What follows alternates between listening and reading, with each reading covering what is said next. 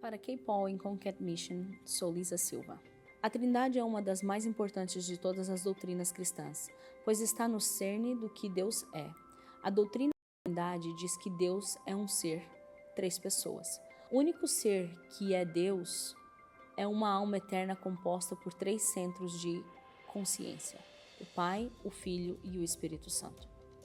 Há duas razões principais para acreditar na doutrina da Trindade: a evidência bíblica da Trindade e a necessidade lógica da Trindade.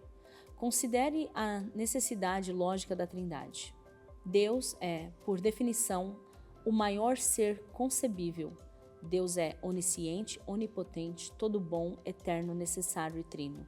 Deus deve ser onisciente e onipotente, pois se Deus não fosse, outro ser onisciente e onipotente seria realmente maior do que o ser que pensávamos ser Deus. Deus deve ser eterno, caso contrário, outra coisa seria responsável pela existência de Deus e tudo o que Deus criou seria, portanto, realmente Deus. Da mesma forma, Deus deve ser necessário. Ser necessário é ser totalmente não contingente. Você e eu somos contingentes porque dependemos da obtenção de certas circunstâncias que permitem nossa existência. Um ser que pode existir em um número maior de circunstâncias possíveis do que eu é maior do que eu. Um ser que pode existir em todo o conjunto possível de circunstâncias é totalmente não contingente, portanto, é necessário. Deus deve ser todo bom, porque ser bom envolve ser moralmente perfeito e exemplificar perfeitamente todos os aspectos qualitativamente únicos do amor inerentemente. A única maneira pela qual Deus pode realmente ser todo bom é se Deus for trino por natureza. A razão para isso é tudo sobre o amor. Para que Deus seja perfeitamente amoroso, Deus deve ser capaz de exemplificar todos os aspectos qualitativamente únicos do amor em si mesmo. Existem 4 aspectos qualitativamente únicos do amor: amor próprio, amor dado, amor recebido e amor compartilhado. Se Deus fosse uma única pessoa, Deus poderia amar a si mesmo, mas Deus não poderia experimentar o amor dado, o amor recebido ou o amor compartilhado até que ele criasse outras pessoas para amar. Este é o caso de certas supostas divindades, como Alá, por exemplo. Alá não é perfeitamente amoroso em sua natureza porque Alá é uma única pessoa. Antes da criação, Alá só podia experimentar o amor próprio e, portanto, era apenas potencialmente amoroso. Isso significa que Alá primeiro teria que criar outras pessoas antes de se tornar totalmente amoroso. Não é assim com a Trindade. O Deus Trino pode experimentar todos os aspectos qualitativamente únicos do amor em si mesmo, porque o Deus Trino é a natureza tripessoal. Ele é composto de 3 pessoas, cada uma das quais é onisciente, onipotente, moralmente perfeita, eterna e necessária. Isso significa que o Deus Trino é maior do que um Deus singularmente pessoal como Alá, uma vez que a Trindade é perfeita em amor antes da criação. O Deus Trino não precisa criar absolutamente nada para ser perfeito do amor ou totalmente bom na natureza. Claro, as escrituras cristãs também nos dizem que Deus é amor em 1 João 4,16. A Bíblia também nos diz que o Espírito Santo é Deus, Atos 5:3, 4, 2 Coríntios 3:17 e 18. A Bíblia também nos diz que o Pai, o Filho e o Espírito Santo são 3 pessoas, ou seja, eles são um ao outro, nem são impessoais, eles se relacionam pessoalmente. Lucas 3:22, João 14:15 e 16 e Mateus 28:19. A lógica e as escrituras explicam que existe apenas um Deus e que o único Deus é composto por 3 pessoas. Mas a doutrina faz sentido? Claro que sim. A doutrina parece confusa para alguns porque estamos dizendo que Deus é um e que Deus é 3.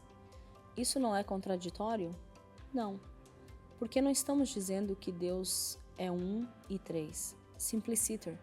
A doutrina diz que Deus é um ser e que Deus é 3 pessoas. É como dizer que um baralho é composto por 52 cartas, quando dizemos que é um. Estamos identificando-o em termos de baralhos. Quando dizemos que é 52, estamos identificando-o em termos de cartas.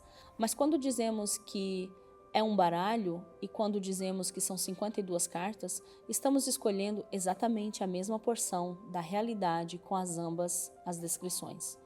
Da mesma forma com Deus, quando dizemos que Deus é um, estamos nos referindo a um em termos de séries. Deus é um ser. Quando dizemos que Deus é três, estamos nos referindo a Deus em termos de pessoas. Deus é três pessoas, mas quer nos refiramos a Deus em termos de seres, um, ou em termos de pessoas, três, estamos escolhendo exatamente a mesma porção da realidade por qualquer uma das descrições, precisamente porque Deus é um ser composto de três pessoas. Não há três deuses, pois há apenas uma instância da natureza divina.